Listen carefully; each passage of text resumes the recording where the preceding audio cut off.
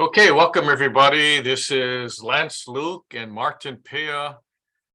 We're continuing our webinar series, Ask the Building Expert, and it's an interesting topic that we actually got asked from several people, I think over 10, to give a talk about building permits. And thank you for joining us. If you're not from Hawaii, this may not really apply because I'm going to be state specific, or rather Honolulu County specific in most of my talk, but in every jurisdiction on the mainland, they have the same building permit problems, maybe not exactly the same, but similar issues regarding delays and things like that. So thank you for attending. We just got through our building expo in Honolulu. It was great. We met a lot of people. Want to do a shout out to Gail Fukunaga, who actually brought us tons of sushi and all that. So we didn't have to buy lunch that day. It was pretty good. Why do we do this anyway? We put this webinar series on to help a lot of people, and we help property managers, realtors, real estate developers, people who are in the building and construction industry. And most of our titles are related to building and construction topics, although we kind of divert sometimes by demand, talk about real estate things and maybe my trip to Italy, we throw things like that in. But we present this webinar via my construction management inspection company, which is based in Honolulu, Hawaii, but we serve our neighbor islands and also West Coast states on the mainland. So let's get right to it. DPP, which stands for Department of Planning and Permitting, formerly known as the Building Department, and before that it was known as the Building Safety Department or Department of Building Safety. Before that it was Department of Buildings. So anyway, it kind of doesn't matter what the name is. The main focus is what the agency actually does. And DPP, Planning and Permitting, is basically the agency that processes building permits. And when I say building permits, it doesn't matter if you're building a house or a 40-story condominium in Kaka'ako, or a shopping center, or renovating, adding a room to your house, or building an ADU, or anything that requires a building permit. All those plans supposed to go to the Department of Planning and Permitting. So the big question everyone asks is, why is my Honolulu building permit taking so long? What's going on? And we're going to give you some insight. I know you heard a lot about this subject in the news, maybe reading the paper or hearing it on the radio. Some of the things I'm going to tell you, you probably heard before, some may not, but let's take a shallow dive and maybe a deep dive into the subject. There's various talking points that I'm going to bring up, but thanks for joining us. The history of DPP, the records date back to the 1930s, and you might say, wow, how do I know that? Because I recently did some research for permits, going back to the first permits that were issued, and there was one building permit information that I got on a property in Manoa, and it was back in the 30s. Now, it could be further than that, but that's as far back as I could go. If DPP doesn't have the historical data or plans, it got thrown out, because can you imagine one office with hundreds of thousands of rows of building plans. They don't have space, so they announce to the public, if you have plans that you want, come pick it up. Otherwise, we're going to dump it. And that's what they did. And so if you can't find any plans to your building, it's no longer around. It got thrown out, and then you have to spend $10,000 to hire an architect to redraw, your building, if you want to update things or get a new permit. Okay, so that's just a short history. Now let's talk about the problems. What kind of problems has DPP been having the past several years? Well, there's a staff shortage, as you know. And what's the staff shortage at DPP? Well, right now, there's a 25% shortage of staff, and that's huge. Okay, what does that mean? Well, DPP is planning on hiring 160 new workers. Okay, 160. They have 80 current vacancies, and they're planning on hiring 80, opening up 80 new positions. Okay, so when you think about the 80 current vacancies, no wonder they're short-staffed. And the vacancies are not all in, the building plan checking department. They're all over throughout. There's shortage of building inspectors, plan checkers, people who work in the office, processing permits and reviewing, and all the way down to logging in information in the computer system and all that.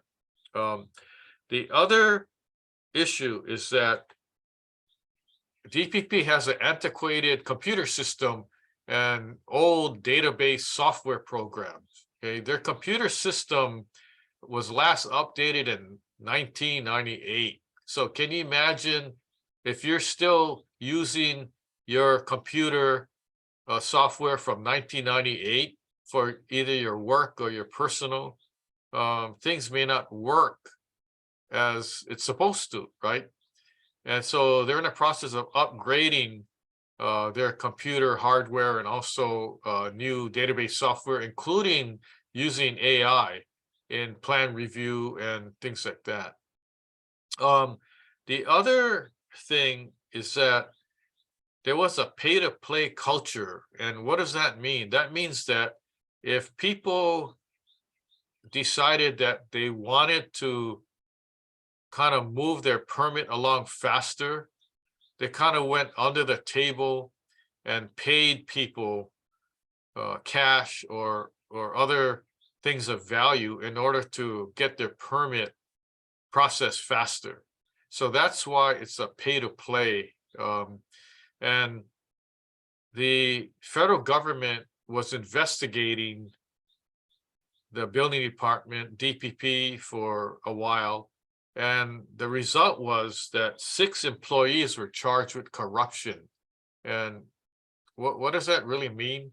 Well, they got paid cash and other things of value to speed up their permit and get their permit issued before other people. So in other words, if 2 people applied for the permit for exactly the same thing, and one person didn't pay extra and the other person did, the person that paid extra got their permit faster, right?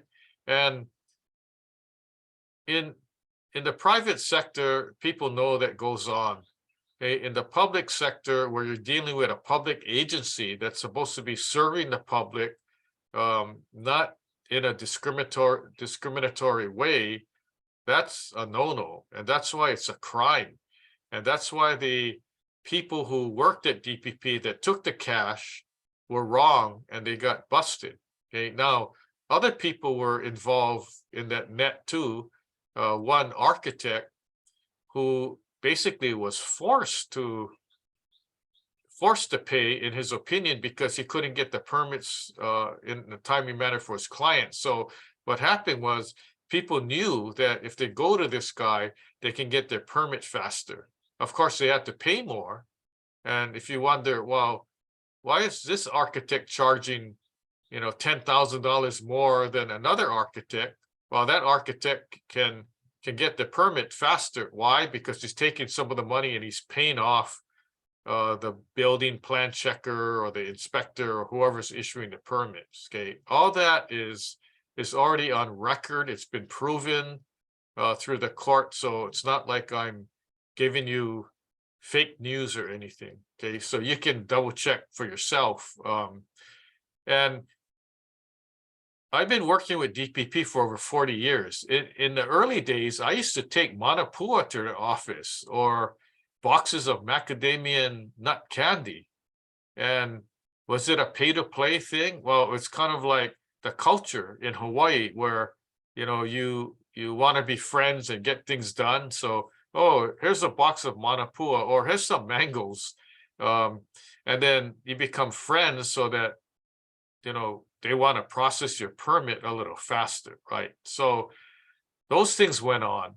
It went on to the point where the mayor issued a ultimatum saying, from now on, you cannot accept anything from any customer that comes to DPP over $25 in value. It doesn't care. Doesn't matter what it is. I mean, before people were giving tickets to concerts or Vegas trips or taking them to golf. So the mandate was not more than $25. And then when the feds came in, the mandate got changed to you can't accept anything. I can't go to DPP and take a dollar candy bar and say, oh, here's some candy. By the way, can you process my permit a little faster? No, that's a no-no. So that's what's been going on. And it's been going on for years, and it's finally, died down now. But then what happens to people who still want their permits? Now everybody's kind of in the same boat waiting. Okay, it's a waiting game. I talked about the federal investigation. There's bribes, cash under the table, favoritism, scratch my back, I'll help you. All that is like out the window now. Okay, so there's things that have been done by DPP to regulate things. Instead of one person handling the whole thing, every permit has to be logged in and tracked. So anybody at any time, the management can look at the log and say, hey, how come this guy came in way after these other people and they got their permit faster? What's up with that? Well, the answer could be, well, their permit was just to change windows at their house. That's why they got it fast. Okay, so there's reasons. Let's see what else we have. Let me talk about the permit process, but the permit process is basically you decide what you want to do. Are you building a new house? You already own a house and you're just adding an addition? You own a house and are you just renovating? Maybe you have termite damage, or you have a bathroom that has a tub and it's old and you want to convert it into a walk-in shower. That could be you're fixing termite damage. You may, add on another room to the house.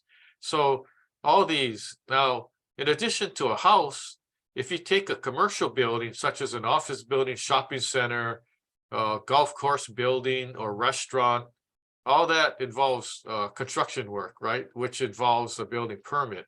There's also other permits that are not considered so-called building permit per se. There's a site development permit, which is allowed like vacant land to be graded and all that. There's a zoning permit where you may want approval for doing additional things that the existing zoning does not allow, and you're going in for a special approval. And then if you have property on the coastline, near the water, near the ocean, there's a coastal area permit. So there's all these different permits. There's actually more permits than what I have listed, but if you have a special need for a certain permit, you have to go to DPP and talk story with them.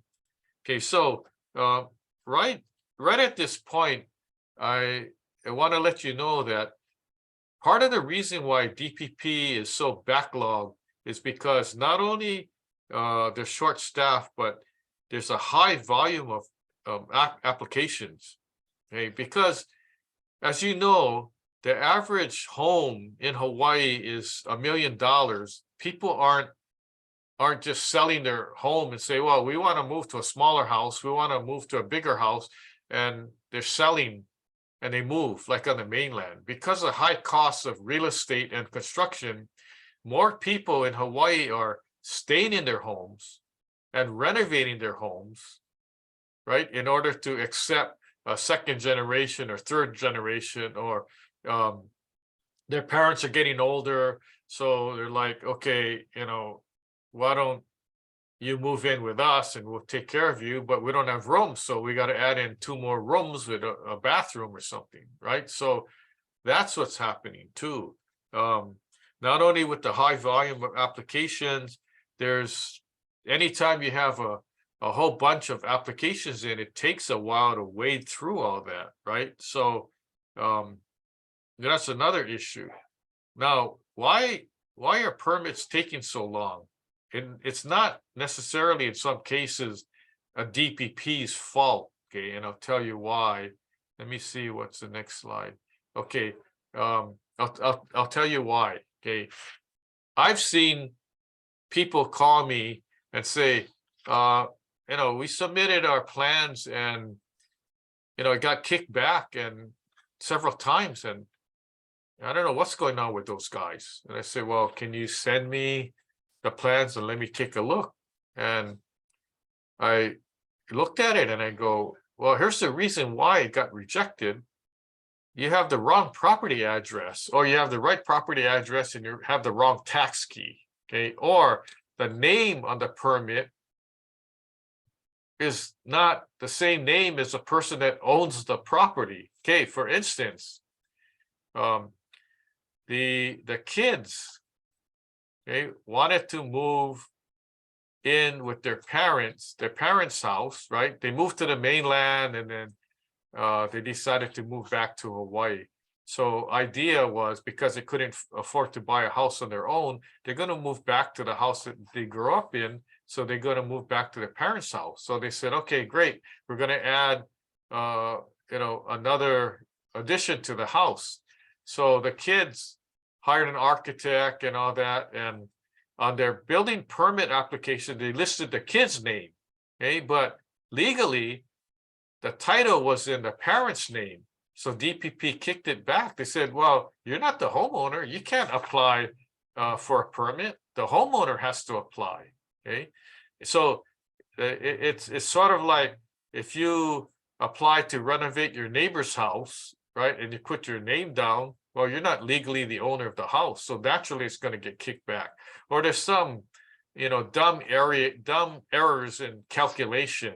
Like I've seen some where they're adding on 1,000 square feet to the existing house, and then on the building plan it shows 10,000 square feet. So naturally it gets kicked back, and the people say, well, why can't DPP just make the changes? Well, wait a minute, that's not their job. Their job is accepting the application and reviewing it. Once you make a mistake, it's redlined and it's kicked back, and then what happens? It goes to the bottom of the stack again. Okay, so in these cases, it's not DPP's fault. It's the fault of the person that made the plans, because things are in error. Or you have the plans and it's basically perfect, and then in order to get the permit, you have to have a contractor sign on the form. Okay, so they go, get the proposals from contractors, and there was one contractor that came in $20,000 lower, okay, to build an addition. So they go, okay, we're going to use this contractor. And then it gets kicked back, and they go, well, what's going on? And then come to find out that contractor didn't have a license. That's why the permit got rejected. Okay, so there's different aspects to why a permit is not getting approved. But the other side of the coin, let's say your plans are perfect, it just takes long because there's a long process. And there's also like the processing time for reviewing. Let me talk about if you want to go to look, okay, at what's going on with DPP, their website is honolulu.gov/DPP, or just do a Google Honolulu DPP and it'll take you. They upgraded their website. I really like their website. In the past, their website was so old looking and confusing. You basically get confused. When I send clients to the website, they look at it and they call me back and say, I don't understand all this stuff. Can you explain it? And I say, well, I wanted you to go there, and so I don't charge you for my time explaining to you, and they were confused. So the new website is more user friendly. It has these different sections. The sections are permit status. If you applied, where's your permit now? There's actually a fee calculator, so you can use to calculate what the cost of the building permit's going to be. Property search, there's a request for investigation section, storm water quality, and there's a frequently asked questions. Okay, now these are just the main sections. If you have questions regarding what form to use for what permit, or what does a contractor have to sign, those forms are under a separate division. But I like the request for investigation section, because if you have a complaint like, oh, say your neighbor's building a monster house, oh, you fill out the form online, submit it, and hopefully someone will investigate. Or if someone's building a addition to their house next door or down the street, and they're working on a Sunday, or they start 6 a.m. I mean, you can make a complaint, right? And you don't have to say who you are, and it can be done online. So there's certain things that you can use the website for. So ideas for a better system. Well, the mayor knows and the city council knows. That's why they came up with what's called Rocket Docket. Docket is like when you go in and apply, and there's a system where everything is tracked, and that's called Docket. The rocket part, to me, it's just a name to make it sound good. How faster it's going to be, I'm not sure, right? So we have to see. Now, in the past, there was what's called a third-party review, okay? And because the building department, the DPP, was so bogged down, they didn't have extra manpower, the city decided that they can use other architects or engineers that were dedicated and approved as third-party reviewers, reviewing plans for DPP. So when these people review, they're actually helping DPP by helping the backlog of submissions, okay? But the downside is on the electrical, when they had third-party review, almost 100%, if not 100% of the plan reviews failed. They found later, after it was already reviewed and approved in a permit, that the plan should not have been approved because there were issues like electrical shorts and things like that. So that's something that they're looking at now. So what's next? What's next is just put pressure on DPP, and it's not the department itself. The department itself only has certain things that they can do. They don't have the funding, enough funding. Who's responsible is your politicians and the mayor's office. So the city council people and the mayor's office are the ones that are driving this this car here, right? So you have to put pressure on them. If you put pressure on DPP, their hands are tied. They can only do so much. That's why they never upgraded their computer system. That's why they never hired the 80 people, because they never got approval from city council to the budget for new computers, new software, new workers. So the politicians are the ones to blame, not DPP, right? So you can even approach politicians that are outside of the city council, you know, your state representatives and your senators. You can put pressure on them to help the cause. And everyone knows this is a big issue. And the problem is, it's not only a waiting game, but you're dealing with people's livelihoods. And I'll tell you why, okay? A permit, you want to build a house this year. You hire an architect, he draws the plans, you're ready, you go out to bid, you got bids from contractors, and you're ready to go, okay? You have the money, maybe you got a bank loan, and you say, well, I think I want to start in June or July. I want to start this summer, right? I'm ready. Okay, so the contractor you hire, you sign the contract, and then he's ready to go. And then he calls you up and says, I can't start yet because I don't have the permit. Okay, and then, oh, what's happening with the permit? Well, I'm not sure. It hasn't been issued yet. And the next thing you know, it's like at the end of the year and you still don't have the permit. And the contractor says, hey, buddy, I got other jobs. I'm not making any money waiting around, so I got to take this other job, okay? Right? And then it goes more months, and then your bank calls up and says, your loan commitment expired because you didn't start construction. And you tell them, well, I couldn't start because I didn't get the permit. And the bank says, okay, well, one of the conditions is you have to have a permit. So being that your commitment expired, and we gave you a low rate, 5%, the interest rates went up. So if you still want the loan, now it's going to be 6.5%, right? So now what? What if that person can't afford to pay the monthly payment at 6.5%? Okay, so let's say he can, okay? And he says, okay, I'll bite the bullet, I'll pay extra. He calls the same contractor back, and the contractor says, oh, when I gave you my bid, it was like a year ago. And since then, the cost of labor increased. And since then, the cost of lumber increased like 3 times. And the paint and all these other things, I can't get a roofing shingles for the price that I gave you. So now, you know, instead of 300,000, now my price is 450,000. And you go, what?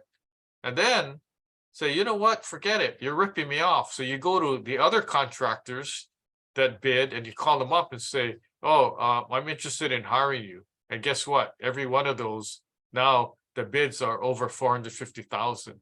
You're stuck. Why? Because you couldn't get your permit. So it's not like just waiting for the permit. It's affecting people's livelihood.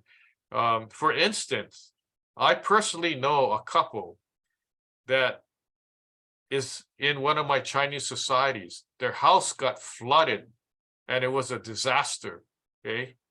You know, when we had those heavy rains in Aina, New Valley and all that.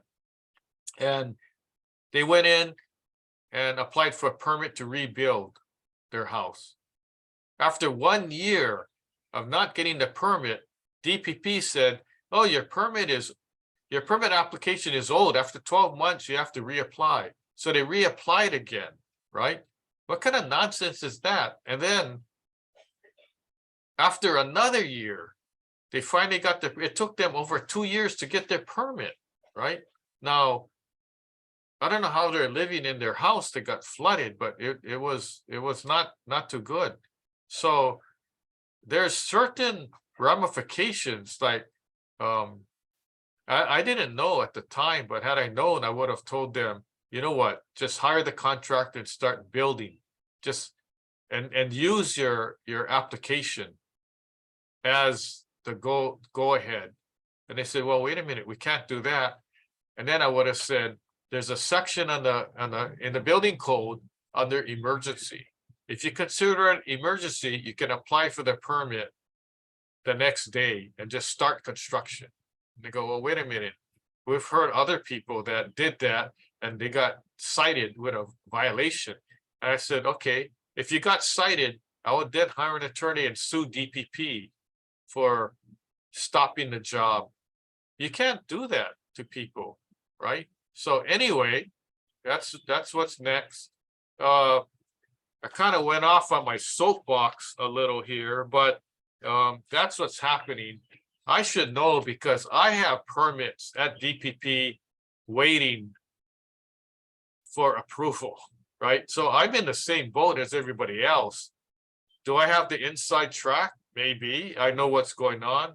And I have to recommend to my clients to hire two people, third-party reviewers and a permit processing. I'm not going to do it myself, right? We got to hire professionals. So not only do I have to pay for the architect to draw the plans and the engineers and all that, now we're paying 2 other people to help process the permit. That's the way the system is, right? So that's my conclusion. Just hang in there. And if you have questions, just reach out and, maybe I can help you. So what you missed before, we give webinars on building and construction issues. We've given, I don't know, maybe 80 webinars so far. And let me tell you what's upcoming so you can tune in if you so desire. Upcoming webinars, I'll just go down the list real fast. Emergency generators, climate change, global warming. Is it real or fake news? Next, condo board errors. This is really condominium stuff. Condo lawsuits, there's trouble in paradise. I'm going to be talking about the condo lawsuits that I have been involved in as an expert witness. And then next, the 7 stages of construction, then 14 types of building structure components. Next, Aloha Stadium from rust to dust. That's one by demand. The real estate development process, is a lot of development going on in Kaka'ako, and people are asking me, how is it done? We want to know. Next, water damage, flood remediation, then construction defect litigation cases. Construction defect litigation cases, I'm going to be giving you a list of actual cases that I have been involved in as an expert witness concerning construction defects. Then renovation is no vacation. Switching gears to real estate stuff, I'll be talking about real estate seller disclosure issues. Next, international residential code, cliff dwelling construction, the rail, the big, bad, and the ugly. That's going to be interesting. Red Hill, that's been a popular topic.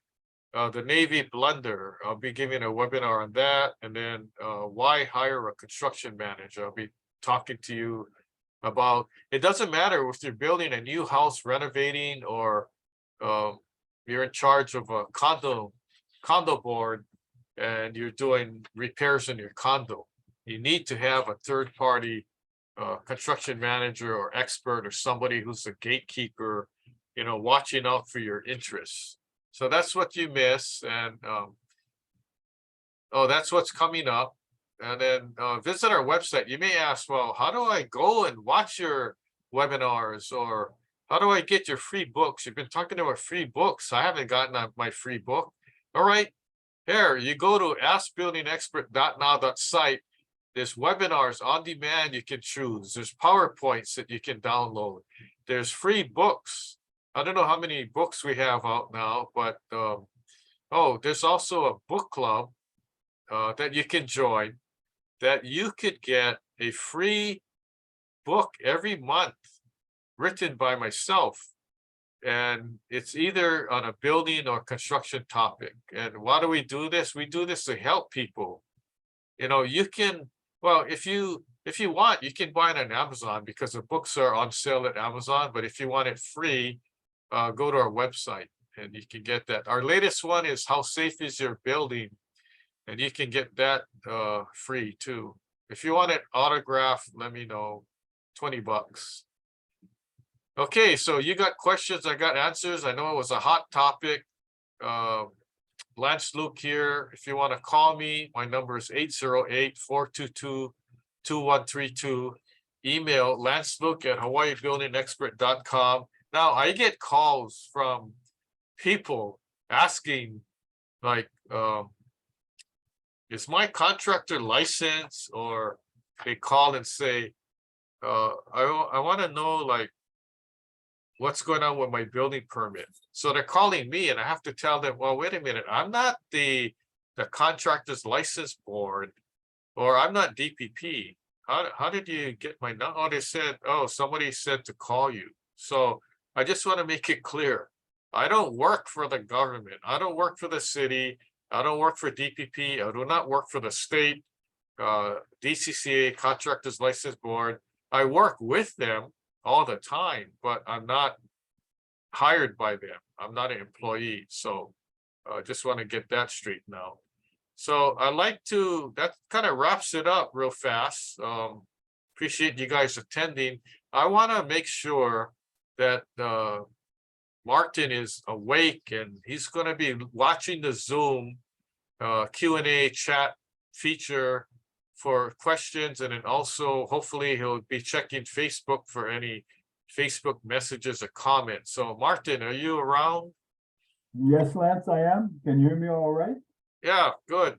Okay, well, first of all, before I get to the questions, I just want to thank you for this presentation and really giving us a behind the scenes look of what's really going on, and not just for our, our benefit, because it looks like there's a lot of moving parts and there's a lot of responsibilities on a lot of people's part to really get this thing moving. So thank you for sharing that. And now You're welcome. I will get into the questions. Oh, by the way, okay, yes. by the way, I told DPP that I was giving this webinar, and I said, if you want to tune in, you can, but they don't, they're too busy processing permits. So I said, fine, watch it after. Understood. Yeah, and then lots of folks are going to be able to watch this when we get them up on the site. But the first question I have, it sounds like maybe you touched on, but let's ask it. It says, I've been waiting for my permit for 2 years now and already applied twice. I lost 2 contractors already because they could not wait. What else can I do to speed things up? Do you have any more secrets? The question would be, is there any errors on your plans? Okay, so if there's errors, they just DPP kicks it out, and they're not going to tell you. They might redline it, and they're not going to call you and say, oh, we found errors, so come pick up your plans. They might not do that. If you call. I've had people tell me, we're waiting months and months and months. We finally called and DPP said, you didn't get approval. Come pick it up. We need some comments from your architect. And when they pick it up, they look, and the comments are made 3 months ago. And they're like, hey, how come no one told us? Right? So they don't have enough people to be calling everybody. The other thing is, what if there's no issue, you're just waiting in line, like you go to the airport, you got to wait in the TSA line. There's no way to speed it up, right? So, but if there's issues, then of course it's going to be delayed. So let's say in a perfect world, you don't have any problem with anything in the plans. You might want to consider hiring a third-party reviewer and a third-party processing company to help run the plans in. They know, they're down at DPP every day. The DPP workers know them, right? And they know the system.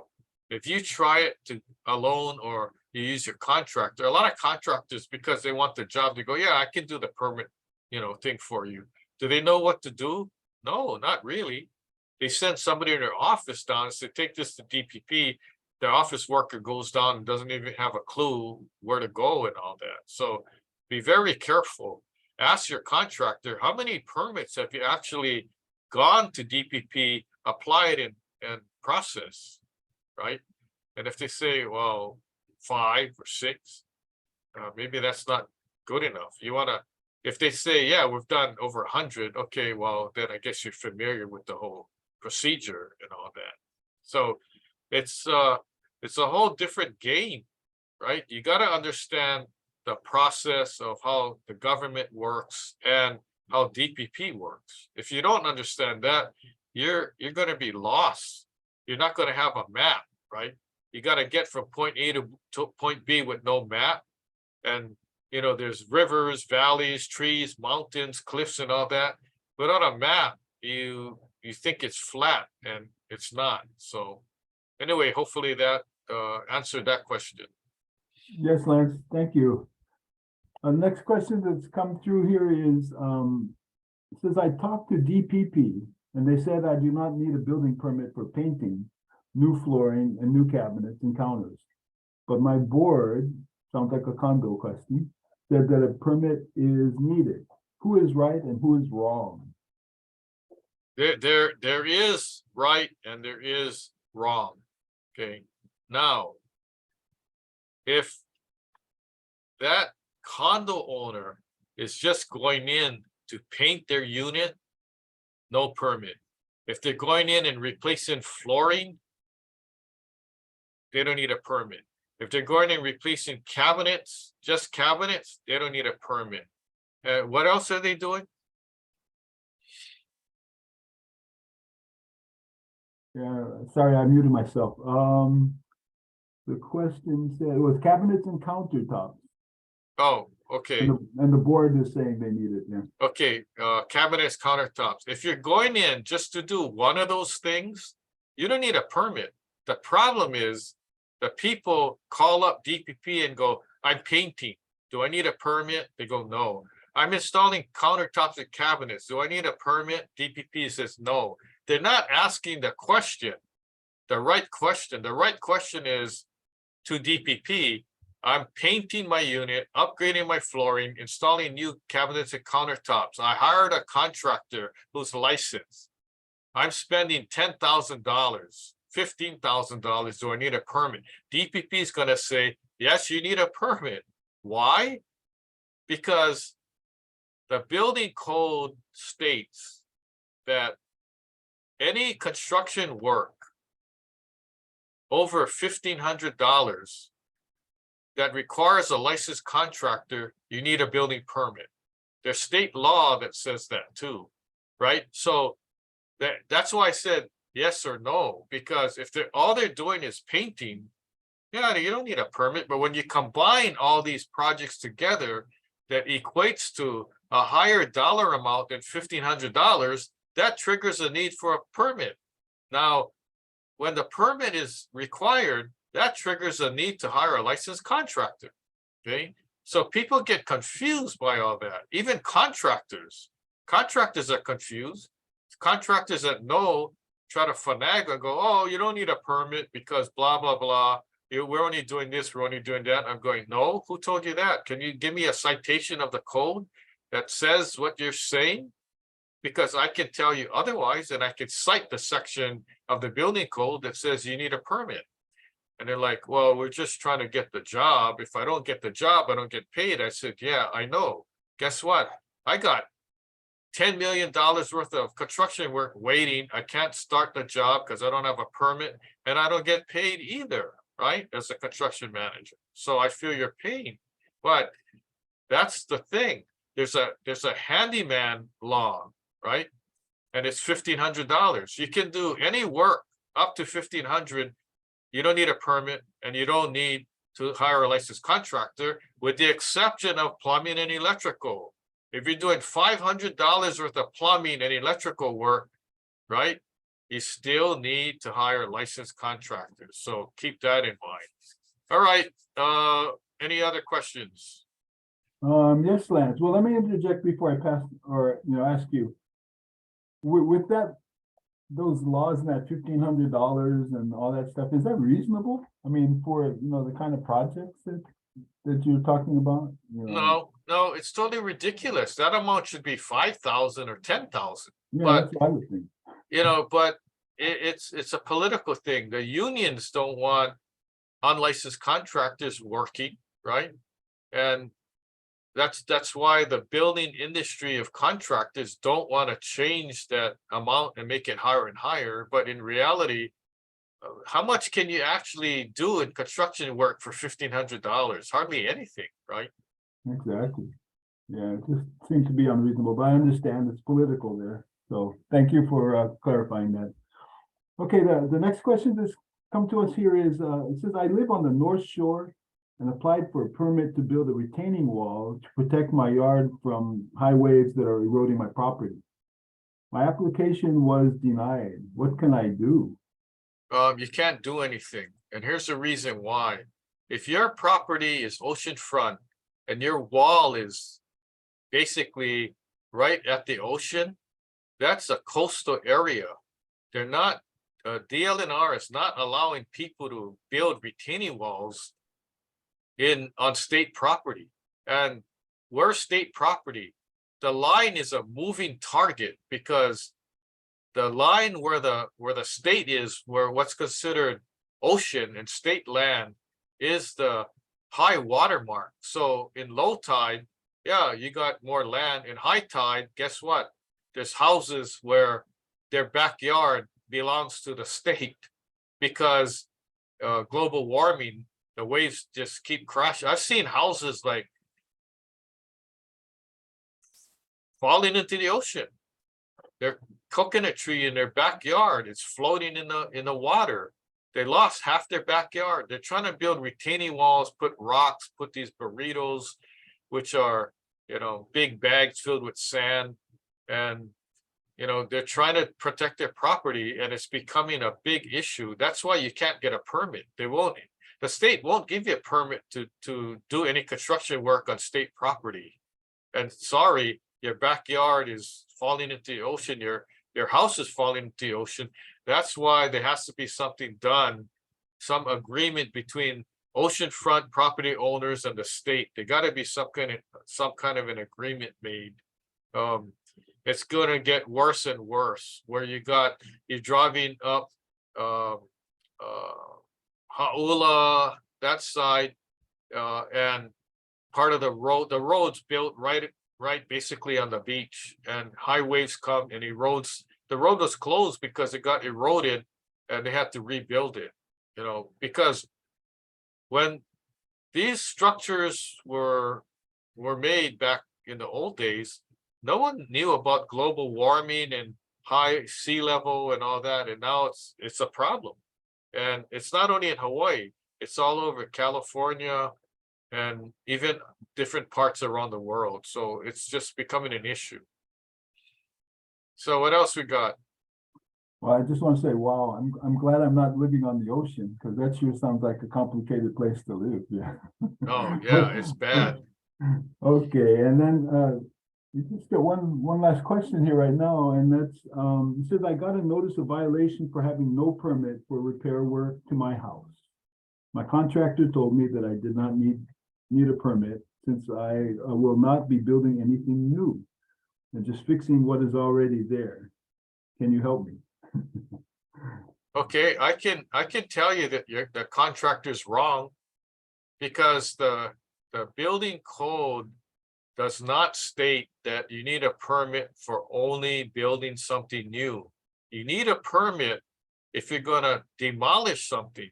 You need a permit when you're going to renovate something or when you're going to repair something. So let's say that you have a family room in your house that's termite eaten and you need to rebuild it because it's falling down.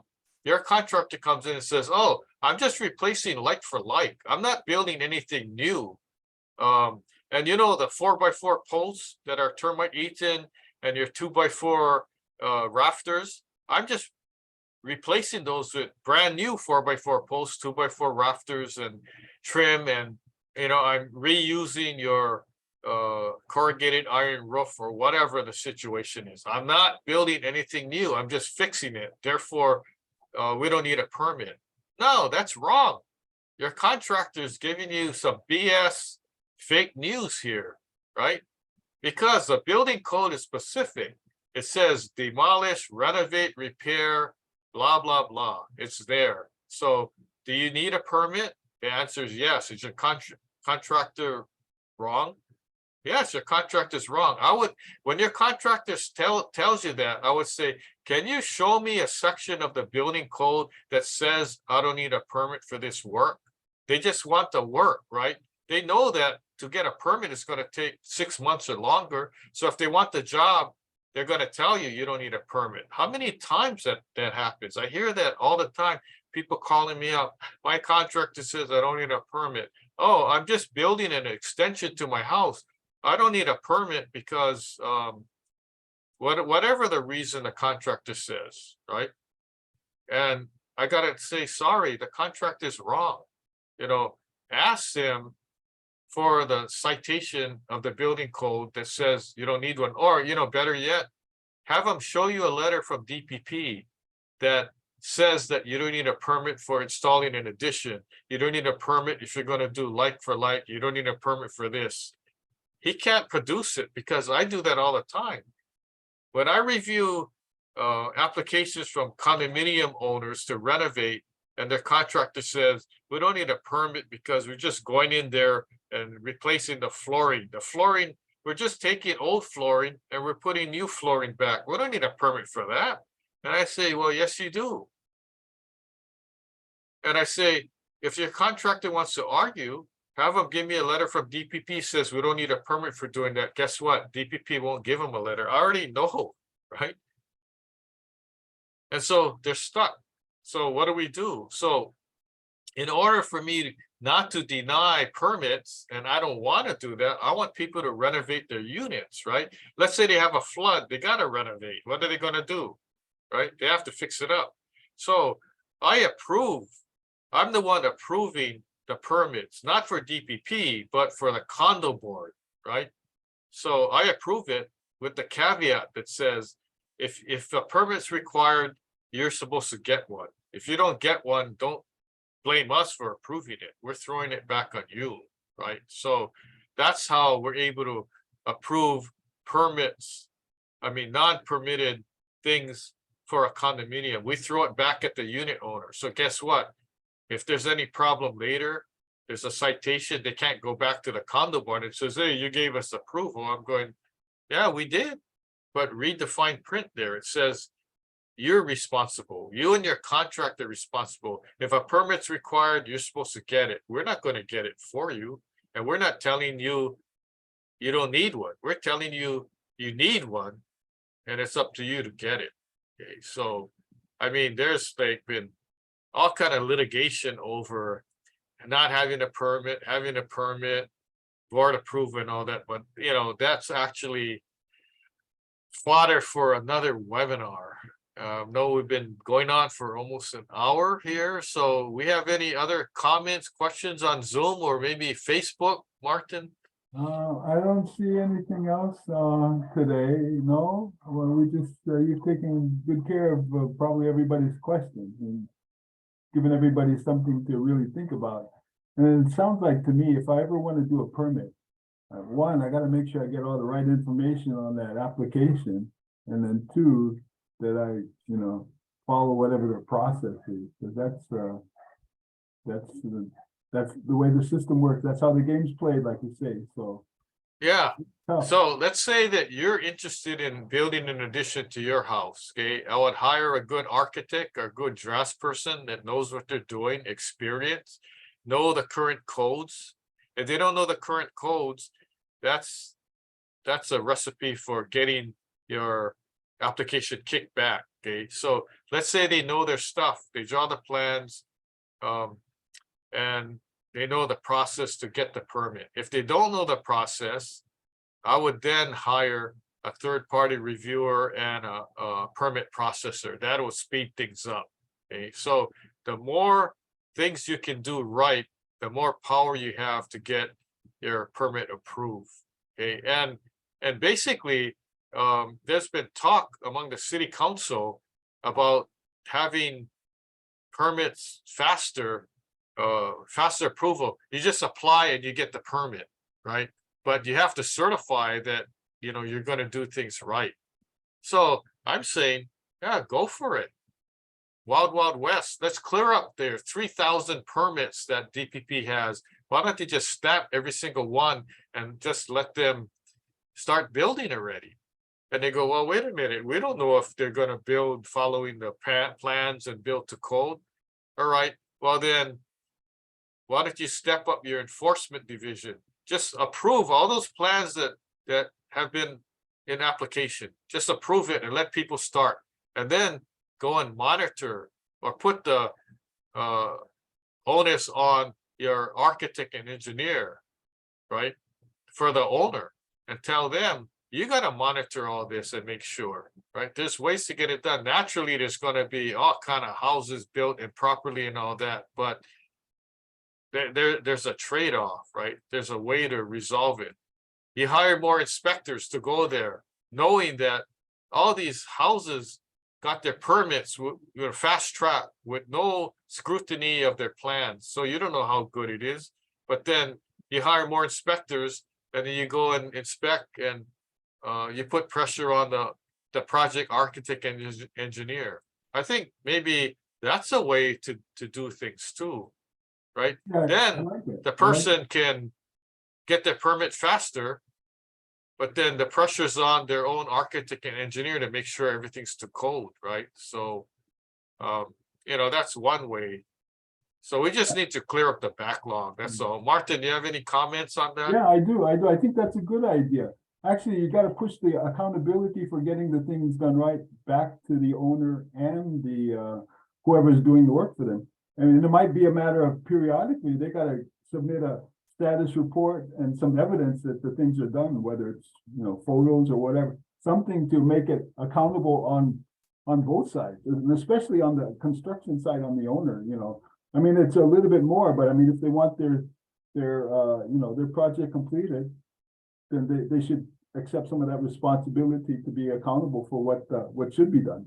Yeah, but there's a gray area because a homeowner is not versed in architecture, design, structure engineering, electrical, plumbing. So Oh, no, I agree, but then that's for them to get those experts or whoever they need to certify the work for them. Yeah, not for them to be the ones that do all that certification, but they show evidence that the thing has been done right by having the right people do the work. Yeah, right? the downside is that is the architect and engineer gonna be the watchdog, right? Because DPP is saying, well, wait a minute, we can't just approve these permits willy-nilly, and then all of a sudden we get a report that a house collapsed, a roof caved in, somebody got shocked, the house burnt down, there was a plumbing leak, so who's responsible then? Then at that time, they're just going to point to DPP going, hey, you guys were the authority that issued the permit. So, what the heck, right?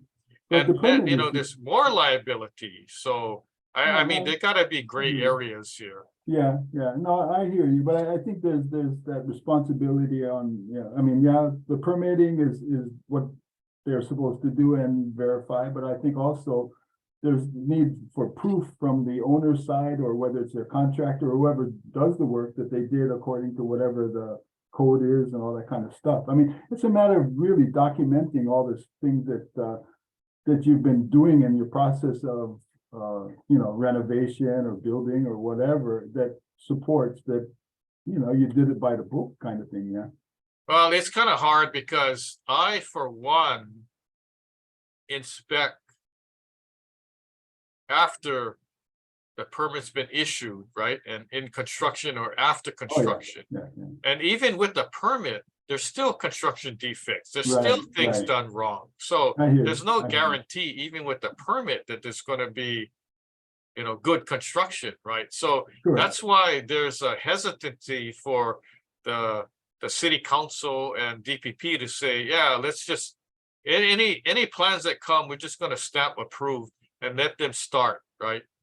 I'm not sure I would agree to that, but there got to be some meeting of the minds here to see how farther we go. Because even on the third-party review, there's been bad electrical review. So how do we get to the point where we need to? That's still, being discussed. Yeah. So I hear you. I agree with you. Yeah. So, well, thank you. Thank you for the enlightening session on building permits and what it takes to get them done. oh, there's a question that came up in the chat, and the question is, does a handyman law apply to a resident manager? The answer to the question is the handyman law applies to anybody, anybody, period. It doesn't matter if it's a resident manager, contractor, homeowner, or whoever, right? So just make sure you do your research, and you know what the that handyman law is considered like a handyman exemption kind of thing. Oh, by the way, there's what's called a owner builder permit, where the owner can apply as the general contractor, but be careful, right? I would really be careful before signing on as an owner builder, because if you're going to hire a licensed contractor, why not have the contractor sign as a contractor of record and not owner builder? A lot of contractors go, I could save you money if you sign as an owner builder. Well, why would you want to do that, right? Are you really saving money, or are you exposing yourself to more liability? And even when you get the owner builder permit, you still got to hire licensed plumbers and electricians anyway, right? So just kind of be safe out there. Don't get hoodwinked by contractors who give you false information and all that. If you want to double check, okay, and here's what you should do: don't accept whatever the contractor's telling you, right? So you can, but double check. Call DPP yourself. Ask them. Go online. Call the contractor's license board and say, is this correct what they're telling me? Or call us. We get a lot of calls and emails, because we're the experts, so they call us. And I guarantee you that the information that I give to you is correct. You can double check whatever we tell you, and you're going to find that it's true, because we do our own research. I'm in the field every day talking to contractors, inspecting construction and all that. We're not going to steer people the wrong way. I'm also a court-appointed expert witness on construction cases. So if I'm appointed by the court, that the court reviewed my resume and said this guy knows what he's talking about. So anyway, we're at the end of the hour, and I want to thank everybody for tuning in. Be sure to catch our next webinars, sign up for that, and then go to our website, askbuildingexpert.now.site, and watch our webinars. And reach out to us, get our free books, sign up for our book club, and we'll be doing more good things in the future. So on behalf of Martin and myself and Ask Building Expert webinars, we're going to say bye for now and see you at the next webinar. Aloha. Aloha. Mahalo.